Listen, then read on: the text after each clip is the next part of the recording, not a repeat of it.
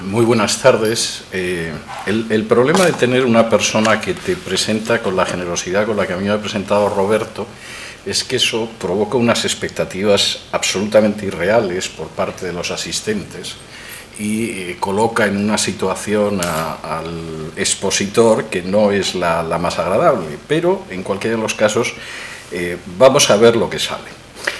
Hablar del cristianismo y hablar del mensaje del cristianismo, lógicamente, no es un tema fácil, sobre todo si se quiere abordar en el espacio de una hora, sobre todo porque además el cristianismo es una religión extraordinariamente dividida, posiblemente de las religiones monoteístas es más dividida o está más dividida de lo que está el Islam. En las últimas décadas el judaísmo ha hecho bastante también por llegar a un grado parecido de división, pero no llega realmente a tanto. Y sobre todo tengo que decir, y esto es importante para mí, que hago un análisis fundamentalmente histórico, que la manera en que muchos contemplan el cristianismo tiene bastante poco que ver con lo que era el mensaje del cristianismo primitivo. Yo soy de los que creen, aunque esto parece una obviedad, temo que vamos a ver que no es tan obvio, que cree que realmente el cristianismo es la predicación de Jesús. El resto son desarrollos posteriores más o menos cercanos a esa predicación de Jesús. Y lo que voy a intentar en los próximos minutos es dar una visión panorámica de lo que fue el mensaje, de lo que fue la predicación, de lo que fue la enseñanza de Jesús. Por supuesto, al ser una exposición a vuelo de pájaro quedarán muchos cabos sueltos, pero creo que vamos a tener un tiempo después para preguntas, comentarios, etcétera, y espero que podamos anudar algunos de ellos. De entrada, para hacer referencia al mensaje de Jesús hay que situarse en el contexto y sinceramente creo que sin conocer el contexto de la época pues es bastante poco realista intentar acercarse a Jesús. Es precisamente el evangelista Lucas, que sin duda es uno de los historiadores helénicos más interesantes, de hecho, sobre todo a partir de la obra arqueológica de William Ramsay a finales del siglo XIX, Lucas quedó enormemente revalorizado. Para sorpresa del agnóstico Ramsay, Lucas era mucho más cuidadoso a la hora de utilizar la terminología oficial de lo que eran, por ejemplo, los historiadores romanos Suetonio y Tácito, y una de las grandes sorpresas en sus excavaciones arqueológicas en Asia Menor por parte de Ramsay era la exactitud de Lucas. Lucas es un personaje que suele dar referencias históricas para ubicar los hechos, pero que no son referencias que simplemente tienen el valor enciclopédico, es decir, vamos a enterarnos de cuándo sucedía esto, sino que provocan un contexto que es interesante. Por ejemplo, en el capítulo 3 de su Evangelio, cuando él está hablando del contexto en el que Jesús empieza a predicar, dice lo siguiente: en el año 15 del imperio de Tiberio César, siendo gobernador de Judea Poncio Pilato, y Herodes tetrarca de Galilea, y su hermano Felipe tetrarca de Iturea y de la provincia de Traconite, y Lisanias tetrarca de Abilinia, y siendo sumos sacerdotes Anás y Caifás, bien, a partir de ahí comienza la historia. La descripción que hace desde el principio Lucas es enormemente interesante. El mundo en el que él vive es un mundo políticamente piramidal. En la cúspide de la pirámide hay un emperador que era Tiberio César. Este es un personaje muy interesante, aparte de tener una madre envenenadora que fue quitando de en medio a todos los posibles rivales de su hijo hasta que su hijo se sentó en el trono imperial. A esas alturas, en el año 15, Tiberio era un hombre ya aburrido de las perversiones normales. Las mujeres habían dejado de interesarle hacía mucho tiempo, los hombres le aburrían desde hacía bastante tiempo y en su retiro en Capri en realidad lo que le gustaba era abusar de niños. Por lo que conocemos por ciertos autores, Tiberio tenía una especie de cohorte infantil a la que llamaba los pececillos, de los que le gustaba abusar, sobre todo cuando se bañaba en la piscina. Porque ya después de década y media de estar gobernando en Roma, era mucho mejor irse a vivir a Capri, tener delante la bahía de Nápoles y abusar de criaturas que no podían defenderse. De modo que es verdad que los imperios tienen cosas muy buenas, generalmente que los enemigos del imperio suelen ser todavía peores que los imperios, pero el primer personaje de ese fresco histórico en el que empieza la predicación de Jesús es un perverso sexual que ha confiado a uno de sus validos, llamado Sejano, el gobierno del imperio. El segundo escalón es un escalón enormemente interesante porque es el gobernador de Judea, y el gobernador de Judea era un personaje que se llamaba Poncio Pilato. Poncio Pilato es un personaje que la inmensa mayoría de la gente conoce fundamentalmente por el relato de la pasión de Jesús, pero es un personaje que conocemos por otras fuentes. Aparece, por ejemplo, en el Talmud, generalmente con seudónimo y conocido como el ladrón, lo cual ya es una forma de definir al gobernador, al representante del imperio en la zona. Y, por ejemplo, en las referencias que aparecen en las obras de Flavio Josefo, el personaje de Pilato es enormemente interesante. A Pilato le interesaban fundamentalmente dos cosas: que la gente no se moviera y que pagara los impuestos. A partir de lo cual, el resto de lo que pudiera suceder le era indiferente. Y, por supuesto, cuando en algunas ocasiones pensaba que podía haber algún brote de malestar popular, Pilato utilizaba lo que ahora llamaríamos operaciones de falsa bandera. Algunos de sus agentes se disfrazaban de judíos, se metían entre la multitud judía, empezaban a dar puñaladas, provocaban el terror, y los judíos estaban quietos un par de años como mínimo y no molestaban mucho, porque en medio de una fiesta religiosa, de pronto un agente provocador pues te podía dar una cuchillada que no era algo agradable. En última instancia, el retrato que aparece en los evangelios del personaje al que la justicia le importa poco, pero lo que no quiere es que haya lío en la zona de su gobierno, encaja mucho con lo que conocemos de Pilato. El siguiente escalón es un escalón todavía más interesante, si ustedes me lo permiten. Después del imperio, después del representante del imperio, curiosamente los políticos locales que aparecen son varios. Hay un tetrarca de Galilea, que era Herodes, tenía un hermano que era tetrarca de Iturea, que se llamaba Felipe, y luego había otro que, estaba en Iturea y en Traconítide, y luego estaba Lisanias, que era tetrarca de Abilinia. Esto es algo muy divertido, porque los romanos habían tenido durante años como rey de la zona a un personaje que se llamaba Herodes. Herodes no era de origen judío, era idumeo, se había convertido al judaísmo y de hecho había ampliado el templo de Jerusalén, y Herodes era un personaje sin ningún tipo de escrúpulo moral. Seguramente hoy en día se diría que era un psicópata, es decir, la persona absolutamente indiferente ante el dolor que causa, pero desde luego muy centrado en mantener el poder. Durante años Herodes siempre empezó las guerras civiles de Roma en el bando perdedor y siempre las acabó en el bando ganador. Y por supuesto siempre convencía al ganador de que le interesaba mantenerle en el poder. Y lo conseguía. Herodes era un personaje evidentemente eficaz, si se quiere cruel, sin escrúpulos, sanguinario, pero muy eficaz, y por lo tanto los romanos le apreciaban. No estaban engañados con Herodes. El emperador Octavio decía, haciendo un juego de palabras en griego, que era mejor ser el cerdo que el hijo de Herodes, porque evidentemente el cerdo de Herodes, al ser judío, sobreviviría y a los hijos ocasionalmente los degollaba, de modo que, puesto a escoger entre ser el cerdo de Herodes o el hijo, pues haciendo un bonito juego de palabras que indica que Octavio era un hombre culto que dominaba el griego, era mucho mejor ser el cerdo que el hijo. Pero Herodes murió y sus hijos, que no eran mejores que él, sí eran notablemente más estúpidos que él. Con lo cual, evidentemente, llegaron a esa especie de combinación diabólica en la que se es malo y además tonto. Y Roma, para no tener problemas, decidió dividir en 4 el territorio de Herodes, por lo cual tenemos a 4 personajes, cada uno de ellos tetrarca, es decir, gobernador de un cuarto.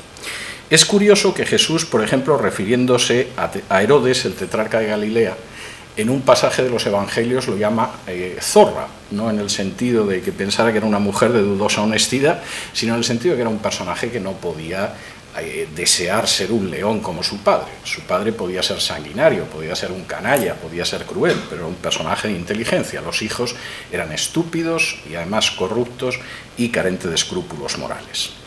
Y cuando uno llega a esta parte de la descripción, uno está esperando que los contemporáneos de Jesús tuvieran algún tipo de consuelo. Es decir, ya sabemos que era un degenerado el emperador, sabemos que el representante del emperador era un personaje sin ningún tipo de escrúpulos, si tenía que matar simplemente para que la gente estuviera más tranquila en su casa, no tenía ningún tipo de freno moral. Por supuesto, los gobernantes locales eran corruptos y además estúpidos, y uno pensaría que al menos, y esto ha sucedido históricamente, existiera algún tipo de consuelo en la religión. Sin embargo, Lucas aquí hace una referencia que suena muy curiosa, porque dice, siendo sumos sacerdotes Anás y Caifás. El sumo sacerdote era uno solo, y cuando uno lee la referencia de Lucas, uno piensa, esto tiene que ser un error, ¿cómo va a haber dos sumos sacerdotes a la vez? Pero no, Lucas está dando una realidad histórica que es muy interesante. En realidad, durante años siempre hubo dos sumos sacerdotes. El oficial, por ejemplo Caifás, y el real, que era su suegro Anás. De modo que fuera quien fuera el sumo sacerdote, a veces lo era Anás, a veces era otro familiar, a veces lo era su yerno Caifás, verdaderamente el sumo sacerdote siempre era Anás, y luego había otro. Y cuando Jesús empezó, el oficial, el titular, era Caifás y el verdadero sumo sacerdote era Anás. De hecho, cuando a Jesús lo detengan y lo lleven ante el Sanedrín, lo pasarán antes por la casa de Anás, que teóricamente no tiene ningún tipo de cargo, que lo vea Caifás, que era el sumo sacerdote oficial. El retrato que aparece en los evangelios de Anás y Caifás no es bueno, pero tengo que decir que es enormemente moderado en comparación con el que aparece en el Talmud. Por ejemplo, en el Talmud se cuenta que Anás y Caifás tenían una especie de banda de bastoneros que cuando iban moviéndose por las calles de Jerusalén iban golpeando con los bastones para abrir paso. Lo cual seguramente era algo, yo diría que seguramente muy práctico en un rush hour en las calles de la Jerusalén vieja, pero dice bastante cómo eran los sumos sacerdotes. Por utilizar palabras de Jesús, habían convertido la casa de oración, que era el templo, en una cueva de ladrones. Y eso no solo aparece en los evangelios, aparece confirmado en otras fuentes. Y precisamente en ese contexto, y quiero insistir mucho en el contexto, es cuando Jesús empieza a predicar su mensaje. ¿Qué es lo que predica Jesús? Bueno, la predicación de Jesús aparece compendiada de manera telegramática, pero es en lo que yo me voy a detener, en unos versículos del capítulo primero del Evangelio de Marcos. Algunos piensan que el Evangelio de Marcos es el primero porque es el más breve. Yo personalmente estoy convencido de que casi con seguridad es el último Evangelio, pero en fin, esto es seguramente secundario y nos llevaría muy lejos. La predicación que recoge Marcos y que voy a intentar desgranar para explicar qué era lo que anunciaba Jesús, dice así en Marcos capítulo 1 y versículos 14 y 15. Después que Juan fue encarcelado, una referencia a Juan el Bautista, Jesús vino a Galilea predicando el Evangelio del reino de Dios, diciendo: el tiempo se ha cumplido y el reino de Dios se ha acercado, arrepentíos y creed en el Evangelio. El mensaje de Jesús, que recoge Marcos aquí de manera muy breve, utiliza prácticamente solo un versículo, se basa en 4 afirmaciones. Y voy a intentar detenerme en estas 4 afirmaciones para mostrar un poco qué es precisamente lo que enseñaba Jesús. La primera referencia de la enseñanza de Jesús, y esto marca, yo diría que empieza a marcar la diferencia entre el cristianismo y otras visiones, es que el tiempo se ha cumplido. Para el judaísmo, o si ustedes prefieren para la fe de Israel, porque seguramente es muy impropio hablar de judaísmo en el siglo I, pero sí podríamos hablar de la fe de Israel o incluso de la fe del pueblo judío, la espera del Mesías había sido una espera de siglos. Y en ese sentido, en medio de sucesivas situaciones difíciles frente a imperios diversos, Asiria destruyó el reino del norte, el reino de Israel, y solo mantuvo el pequeño reino del sur en el siglo VIII a.C. Babilonia arrasó ese pequeño reino del sur en Judá en el siglo VI a.C. y llevó a todos los judíos deportados a Babilonia. Cuando regresaron 70 años después, Persia era la potencia ocupante, tenían cierta autonomía, pero Persia seguía dominando, y después vinieron los griegos y después vinieron los romanos. La esperanza siempre había sido la aparición del Mesías.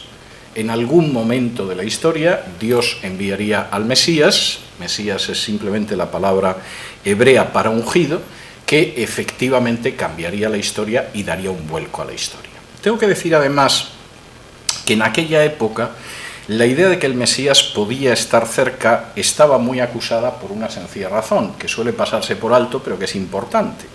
Y es que en el libro de Génesis, cuando el patriarca Jacob se dedica a bendecir a las 12 tribus de Israel, comenta que el cetro del Mesías, el cetro de Judá, no se le entregará al Mesías hasta un momento en que no lo tenga Judá, sino que lo tenga un extranjero. Como el rey, que en aquellos momentos había sido rey, era Herodes, que no era un judío, y por lo tanto el cetro no había estado en manos de Judá, sino en manos de un extranjero, la idea de muchos era que el Mesías tenía que aparecer en algún momento. Quisiera decir, no me quiero desviar mucho con esta cuestión, pero quisiera decir que incluso hubo un momento en que los esenios que vivían en Qumrán, a orillas del Mar Muerto, en la época de Herodes, abandonaron las orillas del Mar Muerto y volvieron a vivir con otros judíos porque pensaban que como el rey no era judío, el Mesías tenía que estar muy cerca. Y efectivamente esta era una idea que había en muchos. La predicación de Jesús va exactamente en esa dirección. No existe ninguna razón para seguir esperando. La esperanza que se ha alargado a lo largo de los siglos es una esperanza que se va a realizar y el tiempo efectivamente se ha cumplido, lo cual es una afirmación que seguramente para mucha gente hoy en día puede resultar peregrina, pero evidentemente para un judío del siglo I era enormemente importante. El anuncio es que efectivamente lo que se ha esperado durante siglos ya está aquí, esto se ha cumplido. Segunda cuestión, que no es menos importante, el reino de Dios se ha acercado. Ahora, en términos históricos, el reino de Dios, que es enormemente importante en la predicación de Jesús, la mayoría de las parábolas de Jesús tienen que ver con el reino de Dios. Jesús utiliza solo 2 veces la palabra iglesia en 4 evangelios. No se puede decir que le preocupara mucho el tema, y las 2 veces que aparece además en el evangelio de Mateo no parece que sea algo muy parecido a lo que históricamente se ha conocido como iglesia. El reino de Dios es algo que históricamente se ha identificado con cosas diversas. Desde el siglo IV, en que Constantino decide convertir el cristianismo en la argamasa para mantener un imperio romano decadente, el reino de Dios tendió a identificarse con la organización eclesial. Y eso, por supuesto, dio como consecuencia episodios poco ejemplares como pudieron ser las cruzadas, como pudo ser la Inquisición, o incluso fenómenos teológicos recientes como la teología de la liberación, donde se supone pues, que el proceso revolucionario en Nicaragua, por ejemplo, era una fase en el avance del reino de Dios. Esta identificación de una meta política con el reino de Dios se ha dado históricamente y, sinceramente, no tiene nada que ver con la enseñanza de Jesús. Por el contrario, hay otras personas que han proyectado el reino de Dios hacia el futuro. El reino de Dios va a ser algo que acabará sucediendo al final de la historia y que implicará un nuevo orden mundial y una situación distinta. La predicación de Jesús no tiene nada que ver con eso. El reino de Dios, que la anuncia como algo que se ha acercado, es que existe la posibilidad de entrar en un ámbito donde el rey es Dios, donde las relaciones entre las personas son distintas, donde el verdadero soberano es el Dios único, el Dios de Israel, y por lo tanto eso implica una forma de vida totalmente distinta. Y en este sentido las referencias son tremendas. Por ejemplo, cuando Jesús es llevado ante Pilato y Pilato le pregunta si es rey, la respuesta de Jesús es: mi reino no es de este mundo, y si mi reino fuera de este mundo, mis seguidores hubieran combatido para impedir que tú me detuvieras. Pero mi reino no es de este mundo, es un reino totalmente distinto. Y además, para terminarlo de arreglar, ese reino es un reino que de alguna manera solamente pueden entrar en él aquellos que son conscientes de que no se lo merecen. Jesús utiliza infinidad de referencias, de símiles, de metáforas para hablar del reino. A veces habla del banquete de una boda, a veces habla de una gran comida, a veces habla de una celebración. En fin, todas las referencias son referencias, yo diría, que gozosas y alegres. A veces es un tesoro que se ha encontrado, a veces es un comerciante en perlas que encuentra una perla de especial valor, pero fundamentalmente la idea es que en ese reino, curiosamente, solo pueden entrar aquellos que se dan cuenta de que no deberían entrar, que no son dignos de entrar, que no merecen entrar. Quisiera detenerme en un pasaje Posiblemente es la parábola más conocida de Jesús, tan conocida que se han dedicado a ponerle un título más que equivocado, donde Jesús pretende mostrar esta dicotomía en el sentido de cómo finalmente en el reino entran aquellos que reconocen que no deberían, mientras que se privan de entrar en la fiesta aquellos que por el contrario piensan que están cargados de méritos y de cualidades que les deberían franquear la puerta. La parábola es una parábola, insisto, cuyo título es muy erróneo, la manera en que lo denominan los comentaristas, porque se suele conocer como la parábola del hijo pródigo, cuando en realidad la parábola debería llamarse la parábola del buen padre o la parábola de los dos hijos. Es más, el texto en el que voy a detenerme en los próximos minutos es un texto donde se puede ver cómo la historia que cuenta Jesús está dividida en dos actos. Y además los dos actos acaban con las mismas palabras y muestran la actitud de dos personajes distintos. El texto, en esta traducción que tengo aquí, dice así. También dijo: un hombre tenía dos hijos, y el menor de ellos dijo a su padre: «Padre, dame la parte de los bienes que me corresponde», y les repartió los bienes. No muchos días después, juntándolo todo el hijo menor, se fue lejos a una provincia apartada y allí desperdició sus bienes viviendo perdidamente. Y cuando todo lo hubo malgastado, vino una gran hambre en aquella provincia y comenzó a faltarle. Y fue y se arrimó a uno de los ciudadanos de aquella tierra, el cual le envió a su hacienda para que apacentase cerdos. Y deseaba llenar su vientre de las algarrobas que comían los cerdos, pero nadie le daba. Y volviendo en sí dijo: «¿Cuántos jornaleros en casa de mi padre tienen abundancia de pan, y yo aquí perezco de hambre? Me levantaré e iré a mi padre y le diré: Padre, he pecado contra el cielo y contra ti, ya no soy digno de ser llamado tu hijo, hazme como a uno de tus jornaleros».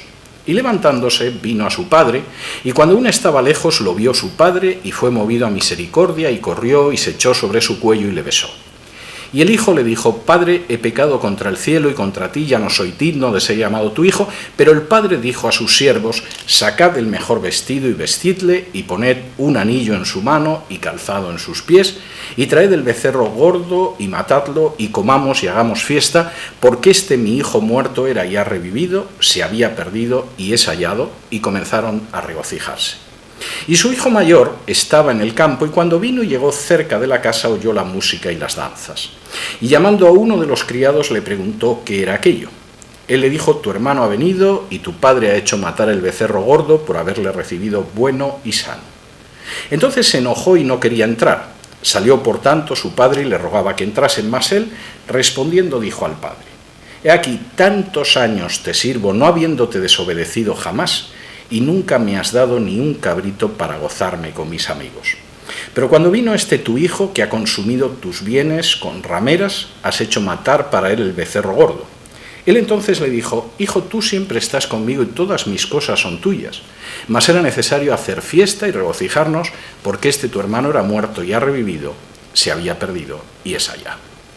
La historia que cuenta Jesús es bastante interesante. Un padre tenía dos hijos.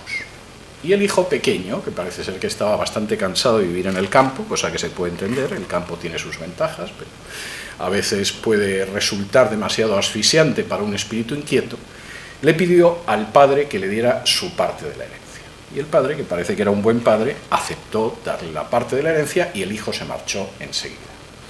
Y por supuesto, cuando uno es joven y tiene dinero, la vida es bastante agradable. Es más, si llegas a un país extranjero y llegas con dinero, te ven bien.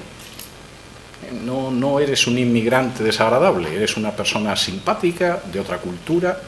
Es ideal poder confraternizar contigo y sobre todo divertirse en las fiestas contigo. Es algo estupendo, todo el mundo lo sabe. No conozco a nadie que sea racista contra los jeques árabes. Puede que contra la gente que viene de Siria sí, pero contra un príncipe de Arabia Saudí es muy difícil. Y podría multiplicar los ejemplos en multitud de ocasiones. Por supuesto, los espaldas mojadas de México pueden ser gente contra los que algunos tengan reticencia. Es dudoso que la gente que en un momento determinado son magnates mexicanos y llegan a Estados Unidos y quizás se establecen en Miami se encuentren con ese tipo de reticencias. Y efectivamente, si eres joven y tienes dinero y llegas a otra sociedad, por regla general te reciben bien.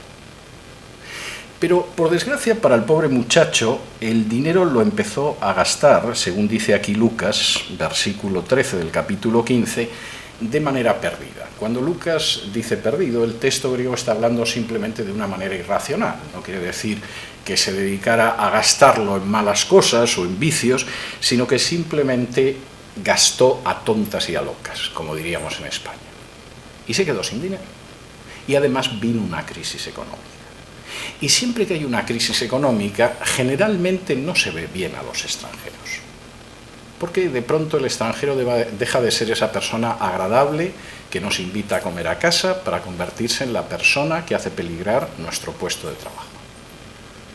Y el pobre muchacho se encontró fuera de su casa, sin dinero, en medio de una crisis económica, y de hecho la cosa estaba tan mal que, a pesar de ser judío, aceptó un trabajo tan bajo como el dar de comer a un animal impuro como era el cerdo. Trabajar trabajaba, pero por lo que cuenta el relato de Jesús, no le debía de ir muy bien, porque cuando le daba de comer al cerdo, a él le hubiera gustado comer lo que comía el cerdo. De modo que no parece que efectivamente le fuera muy bien la vida, no solo por el trabajo, que podía ser bajo, servil y cuestionar sus principios religiosos, sino fundamentalmente porque seguía pasando un hambre atroz. Y entonces en el muchacho se produjo algo curioso, como dice aquí, y es muy interesante la palabra en griego, de pronto el muchacho volvió en sí. La palabra es una palabra interesante en el texto griego porque es la idea de una persona que ha llevado una vida muy equivocada y de pronto un día se para a reflexionar y dice: Dios mío, ¿cómo es posible que esté llevando esta existencia? Y el chico dijo: se me ha acabado el dinero, aquí no me quiere nadie, el único trabajo que he encontrado es miserable y además me muero de hambre, me regreso a mi casa. Y además soy consciente de que no merezco regresar a mi casa. Mi padre tiene muchos empleados, los empleados se hartan de comer con mi padre, no les pasa como aquí, pero yo voy a ir a ver a mi padre y le voy a decir: mira, yo soy consciente de que no soy digno de ser llamado hijo tuyo, vamos, con que me conviertas en uno de tus jornaleros, me conformo porque no me lo merezco. Y el muchacho empezó a regresar hacia su casa, seguramente me temo que a pie, y andando desde el territorio de lo que ahora es Siria, seguramente, o Líbano, acabó llegando a la tierra de Israel. Y cuando estaba cerca de la casa de su padre, de pronto su padre lo vio a lo lejos. A veces me pregunto, cuando leo y releo esta parábola de Jesús, si el padre no salía todas las tardes al acabar el día fuera de la casa y miraba al horizonte a ver si ese hijo que se había ido con el dinero y del que no había vuelto a saber nada, regresaba. Y de pronto aquella tarde vio que efectivamente aquel puntito que se veía a lo lejos era su hijo. Y aunque el padre también era consciente de que el hijo no se había portado bien, echó a correr hacia el hijo. Y el hijo, que tenía preparado un discurso de lo que le iba a decir al padre: Padre, he pecado contra el cielo y contra ti, no soy digno de ser llamado tu hijo, hazme como uno de tus jornaleros, colócame en casa, etc., no llegó a colocarle el discurso al hijo. Empezó a decir al padre, empezó a colocarle la primera historia: padre, no sé qué, pero según cuenta Jesús, inmediatamente el padre lo detuvo a mitad del speech y dijo: vamos a celebrar una fiesta. Porque no me engaño, mi hijo estaba muerto. Yo perdí a mi hijo seguramente no el día que salió por esa puerta, sino el día que decidió que enganchaba el dinero y se marchaba de casa. Pero mi hijo ha vuelto a la vida en estos momentos, de modo que vamos a celebrar una fiesta. Traed el becerro gordo, matadlo, comamos, hagamos fiesta, que haya música, versículo 24, por una sencilla razón: porque mi hijo estaba muerto y ha revivido, se había perdido y es hallado, y todos se alegraron. Fin del primer acto.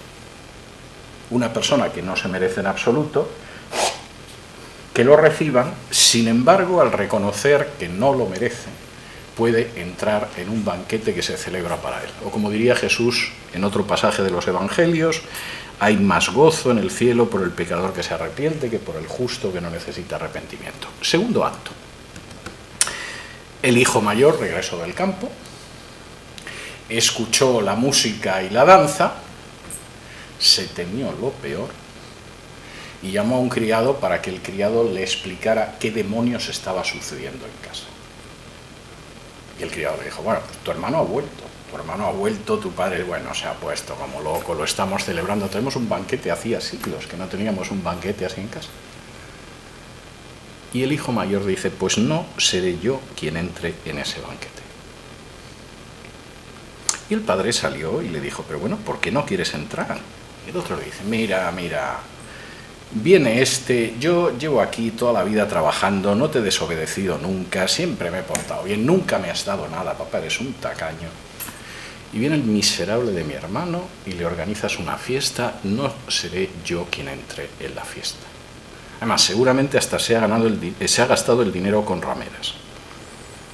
A mí siempre me ha llamado la atención cómo el hijo mayor obtuvo esta información. Siempre he pensado que es en lo que él se hubiera gastado el dinero de haber tenido el valor del hijo pequeño, pero en cualquiera de los casos es de lo que acusó a su hermano. Y el padre le dice algo tremendo. Si tú también puedes participar del banquete. Y tenemos que alegrarnos. Porque tu hermano estaba muerto y ha vuelto a la vida. Estaba perdido y ha sido hallado. Las mismas palabras con las que acaba el primer acto, acaba el segundo. En el reino, curiosamente, no entran aquellos que creen que están cargados de merecimientos, sino aquellos que saben perfectamente que no se lo merecen. Y en ese sentido, las parábolas de Jesús son tremendas. Me detendré luego en otra parábola también en este sentido, pero las parábolas de Jesús son tremendas. Hubo un hijo que era consciente de cómo era, que decidió volver, que se encomendó a la misericordia de su padre y su padre celebró un banquete. Y hubo otro que pensó que era tan bueno, tan digno, que aquello era ofensivo y se quedó fuera de la fiesta. Desde luego hubo alguien que comió, se alegró y danzó esa noche. No fue el hijo que consideraba que estaba en una situación de extraordinaria superioridad moral. El reino de Dios se ha acercado, pero curiosamente en ese reino de Dios solo entran aquellos que son conscientes de que no se merecen entrar. Y es algo tremendo, porque como dice Jesús al final del Sermón del Monte, y lo dice además cuando está hablando de la situación en la que la gente siente ansiedad por las cuestiones materiales, como él dice al final en el capítulo 6 y versículo 33, buscad primeramente el reino de Dios y su justicia y todo lo demás os será añadido. La meta fundamental del ser humano es buscar el reino de Dios y su justicia, aprovechar que puede entrar en el banquete no porque se lo merezca, sino precisamente a pesar de que no se lo merece, y eso forma parte de la predicación de Jesús. El tercer aspecto de la predicación de Jesús no es menos interesante. En la versión que yo estoy utilizando aquí en español, el término que aparece es arrepentíos, en otras aparece convertíos. En cualquiera de los casos, el término, tanto en hebreo como en griego, es enormemente interesante. En el caso del hebreo, es el llamamiento clásico de los profetas, que es volveos, shub, o si quieren utilizar el sustantivo teshuva. Jesús está diciendo volveos. Y parte de algo que es enormemente interesante. Es una imagen que efectivamente los profetas de Israel habían utilizado, que él va a utilizar y la van a utilizar otros personajes del Nuevo Testamento, pero que de alguna manera plantea la relación del ser humano con Dios en forma casi espacial. Si Dios está aquí, el ser humano se ha dado la vuelta y va caminando en la dirección opuesta. Y el mensaje de Jesús es: volveos, convertíos, arrepentíos. Estáis yendo exactamente en la mala dirección, colocaos en la dirección que os va a acercar a Dios. En griego la palabra no es menos interesante porque es metanoia, y metanoia implica un cambio de mentalidad que va de arriba abajo, desde la coronilla hasta la planta de los pies. Y por cierto es el término en forma verbal que aparece aquí en el Evangelio de Marcos. El tiempo se ha cumplido, se puede entrar en el reino de Dios, volveos hacia Dios, porque no hay otra salida nada más que volverse hacia Dios. En uno de los pasajes sobre el que no tengo la sensación de que se predique mucho en las iglesias, pero es un pasaje cargado de contenido del Evangelio de Lucas, Jesús expresa esto en una clave política que se suele pasar por alto, porque generalmente se desconoce el contexto histórico de los evangelios. Dice así en Lucas capítulo 13 y versículos del 1 en adelante. En este mismo tiempo estaban ahí algunos que le contaban acerca de los galileos cuya sangre Pilato había mezclado con los sacrificios de ellos. Respondiendo Jesús les dijo: ¿pensáis que estos galileos, porque padecieron tales cosas, eran más pecadores que todos los galileos? Os digo, no. Antes, si no os arrepentís, todos pereceréis igualmente. O aquellos 18 sobre los cuales cayó la torre en Siloé y los mató, ¿pensáis que eran más culpables que todos los hombres que habitan en Jerusalén? Os digo, no. Antes, si no os arrepentís, todos pereceréis igualmente. Los dos tipos de personas de los que habla Jesús son bastante interesantes. Los galileos, cuya sangre mezcló Pilato con la sangre de los sacrificios, era gente de Galilea, en general el sector de la tierra de Israel más contrario a los romanos. Cada 30-40 años tenían un alzamiento contra Roma. Y en un momento determinado un grupo de galileos bajó a Jerusalén y Pilato consideró que por si acaso iba a colocar a algunos de sus hombres entre los galileos y empezar a dar cuchilladas, con lo cual los galileos seguramente se iban a estar quietos. Y como dice aquí, la sangre de los sacrificios que iban a ofrecer los galileos se mezcló con su propia sangre derramada por Pilato. Y entonces alguien se lo dice, como señalando, claro, es que hay gente que está situada verdaderamente en un extremismo y en un radicalismo que al final Dios actúa, aunque sea por la mano de Pilato, para castigarlos. Y Jesús dice, mira, no os engañéis, si realmente no os volvéis a Dios, pereceréis exactamente igual que ellos. Pero quisiera decir algo también, no penséis que esto es simplemente una manera de disculpar a los que son partidarios de la revolución o algo parecido. En Siloé, los romanos empezaron a levantar una torre. Era una torre que tenía que sustentar una parte de un acueducto, porque el imperio generalmente hace cosas buenas. Es decir, hace carreteras, hace puentes, hace acueductos, etc., ¿no? Aunque solo sea para llevarse lo que hay en los países que explota, pues necesita unas ciertas infraestructuras. Y Pilato estaba construyendo su acueducto para traer agua a Jerusalén, y una parte del acueducto se apoyaba en la torre de Siloé, y en un momento determinado el ingeniero no calculó aquello bien, la torre se cayó sobre varios colaboracionistas romanos y los mató. Y seguramente alguien pensaba, si es que colaborando con Roma, la mano justa de Dios tenía que actuar, ¿cómo no iba a castigar a gente que colaboraba con un sujeto indigno como Pilato? O como dirían los que estaban situados al otro extremo del espectro político, ¿cómo no iba la mano justísima de Dios a fulminar a la gente de Galilea, que lo único que quieren es subvertir el orden? Las palabras de Jesús son enormemente claras. No penséis que al final necesariamente eran peores que muchos de sus contemporáneos. Si estáis caminando de espaldas a Dios y si realmente no os volvéis, vuestro destino final no va a ser mejor que el de esta gente. Dios no hace acepción de personas sobre la base del sexo, la nacionalidad, las ideas políticas, el color de piel, la estatura, en fin, o demás tipo de separaciones que puedan pensar los seres humanos. Si no os volvéis, pereceréis igualmente. Y no deja de ser significativo que creo que en mi vida he oído predicar sobre este pasaje en ninguna iglesia de ninguna confesión. Es para dudar que efectivamente esté en todas las Biblias precisamente por esto. El tiempo ha llegado, el reino de Dios se ha acercado y podéis entrar en él, volveos. Cuarto, y este es el último aspecto. creed en esta buena noticia.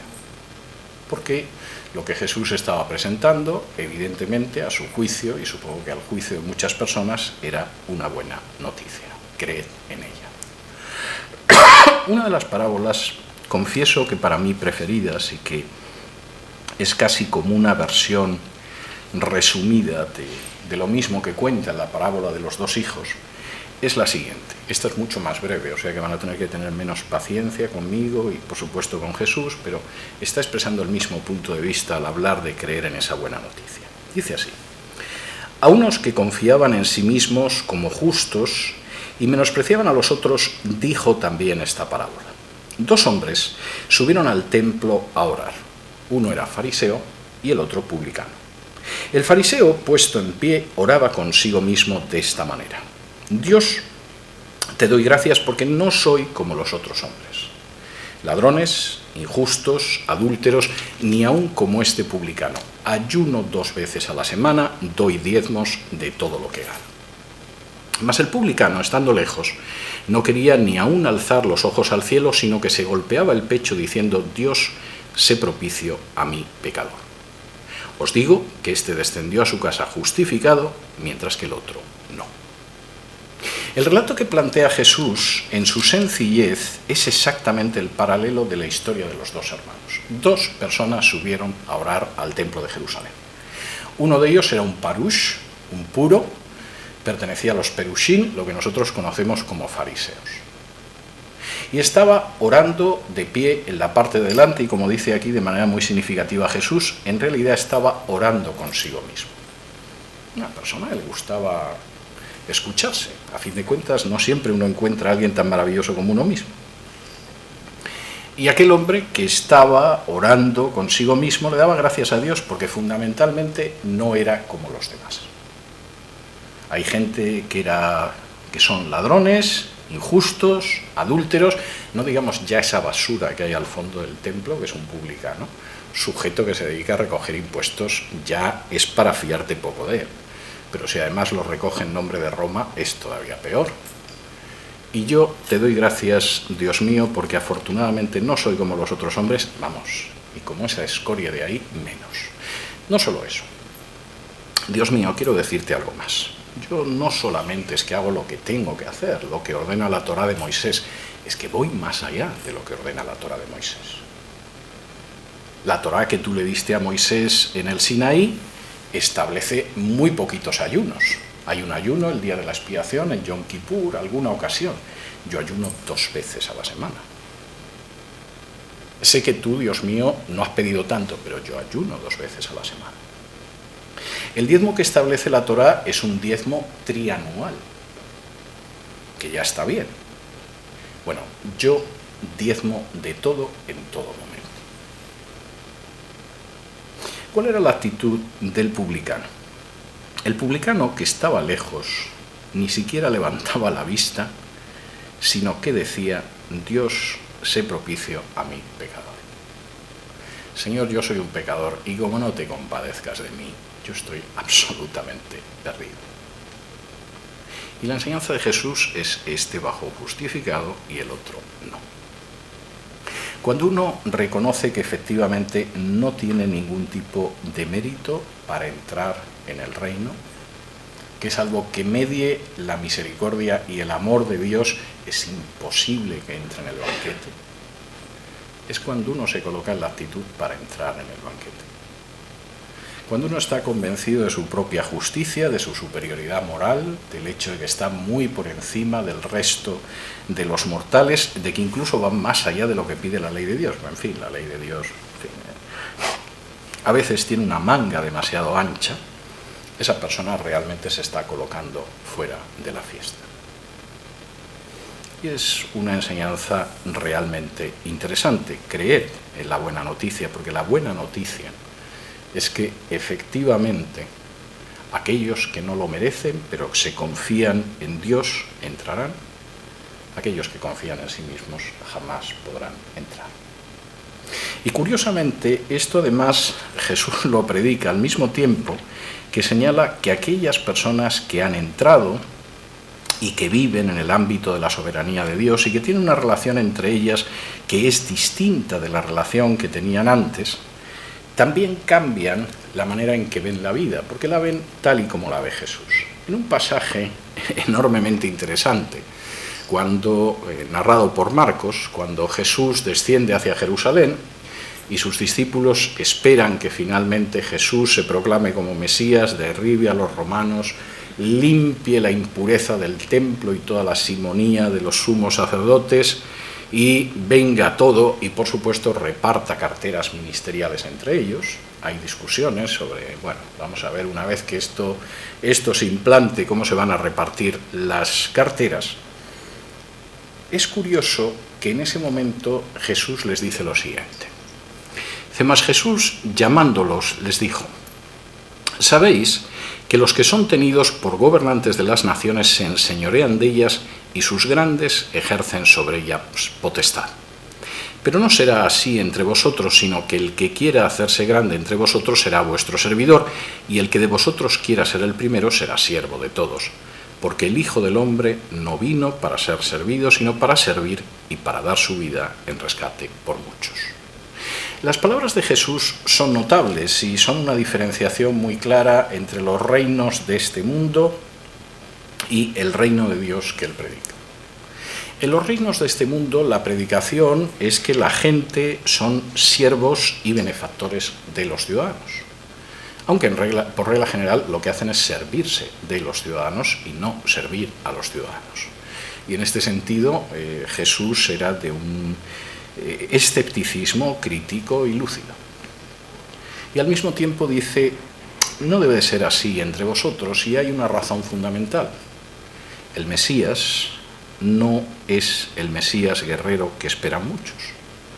El Hijo del Hombre no ha venido para ser servido, sino para servir y para dar su vida en rescate por muchos. En otras palabras, el Mesías, que soy yo, es el siervo del Señor, tal y como aparece, por ejemplo, en el capítulo 53 de Isaías, que no abrirá la boca, que no quebrará la caña cascada, que no apagará el pábilo que humea, sino que por el contrario servirá y dará su vida por todos. Y en ese sentido, las palabras de Jesús implican un desafío adicional, como dice el capítulo 5 de Juan y versículo 24, de cierto os digo, que el que oye mi palabra y cree al que me envió tiene vida eterna y no vendrá a condenación, mas ha pasado de muerte a vida. No es una decisión al final de la vida, es una decisión vital que se toma en este momento en el que uno decide si efectivamente quiere tener vida eterna, pasar de muerte a vida, entrar en el banquete, gozarse en aquella fiesta que sabe que no merece. En este sentido, la predicación de Jesús no es la predicación de una organización. Y si alguien tiene la curiosidad, no voy a decir malsana, pero no es habitual, pero sí es reveladora, de echar mano de una concordancia del Nuevo Testamento y ver los evangelios, las referencias al reino de Dios en los 4 evangelios son continuas. Es el tema fundamental de la predicación de Jesús. El término iglesia aparece solo 2 veces, solo en el Evangelio de Mateo y en un contexto de cómo hay que solucionar los problemas de los miembros, de los seguidores de Jesús, sin ningún tipo de conflictos e intentando que se restablezca sobre todo la reconciliación. La predicación de Jesús tampoco es la predicación de una jerarquía, por el contrario, era muy crítico con la jerarquía del Templo de Jerusalén. Y en ese sentido yo creo que también cualquier lectura de los evangelios lo revela y por supuesto no es la predicación de nuestros propios méritos ni de la manera de acumular puntos para llegar al cielo. Evidentemente soy consciente de que la predicación de Jesús no se parece mucho a muchas de las manifestaciones de lo que se denomina cristianismo, pero finalmente Jesús es bastante claro. Su mensaje no es el de entrar en una organización que garantiza la salvación eterna. No es el mensaje que habla de la práctica de una serie de ritos que supuestamente nos colocan en mejor situación con Dios no es todavía menos, es la idea de que las contribuciones económicas a determinadas causas eclesiásticas garantizan o allanan el camino hacia el cielo. No hay nada de esto en la predicación de Jesús. Y por el contrario, en la predicación de Jesús hay algo que me recuerda una de las conversaciones más divertidas del siglo XVI entre Erasmo de Rotterdam y el emperador Carlos V. Cuando en Alemania apareció un monje agustino que se llamaba Martín Lutero, que empezó a cuestionar primero todo el sistema de venta de la salvación a través de las indulgencias y después cómo el sistema católico se había corrompido durante la Edad Media, etc. Carlos V, que era muy joven y francamente la teología no era su fuerte, seducir damas, montar a caballo, eran cosas que se le daban mucho mejor, pero la teología no era su fuerte, llamó a Erasmo de Rotterdam, que era el humanista de la época, y le preguntó qué pensaba de ese frailecillo que se llamaba Lutero. Realmente tiene razón en lo que dice, está equivocado, es un hereje como pretende el Papa que lo ha excomulgado. ¿Qué hay, Erasmo? Tú que eres el que sabes, eres el intelectual de cabecera de la época, ¿qué piensas? Y Erasmo, que era un personaje que cuando algún rey lo quería llevar a su corte le enviaba un retrato suyo en el que se podía ver el tipo de ropa, de abrigos de piel y de vino que bebía, para que ya el rey supiera lo que le iba a costar reclutarle en su corte. Tenemos magníficos cuadros de Erasmo que no son nada más que un presupuesto, es decir, uno ya sabe los abrigos de piel, el tipo de brocado y hasta el vino y las plumas que utilizaba Erasmo, y eso a lo que cobraba, y si no, pues iba a otra corte. Miró a Carlos V y le dijo: Majestad, Lutero tiene razón en lo que dice, pero ha cometido dos grandes errores. Ha atacado la tiara de los obispos y la panza de los frailes. La panza de los frailes. Y, francamente, la respuesta de Erasmo era extraordinaria. Señor, en última instancia las discusiones teológicas no pasan solo por la teología, pasan por el poder eclesial o el poder religioso y por los intereses económicos. Y ahí Lutero no sabe el mundo en el que pisa. Podríamos añadir que tampoco Jesús lo sabía. O, si lo sabía, su juicio era muy distinto desde Erasmo. Resumiendo, y con esto les voy a liberar de mi exposición, el mensaje de Jesús era un mensaje enormemente directo.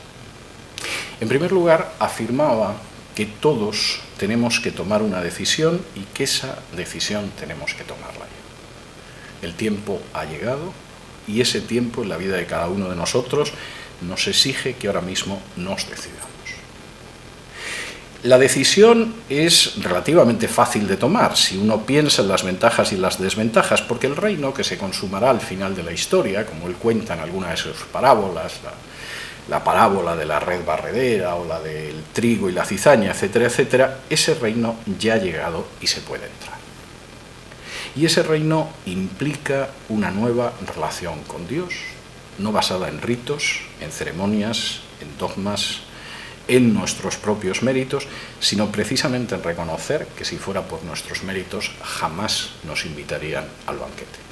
Como decía Groucho Marx, yo no entraría jamás en un club que me admitiera como miembro. Y hay mucho de la predicación de Jesús en esa afirmación de Groucho Marx.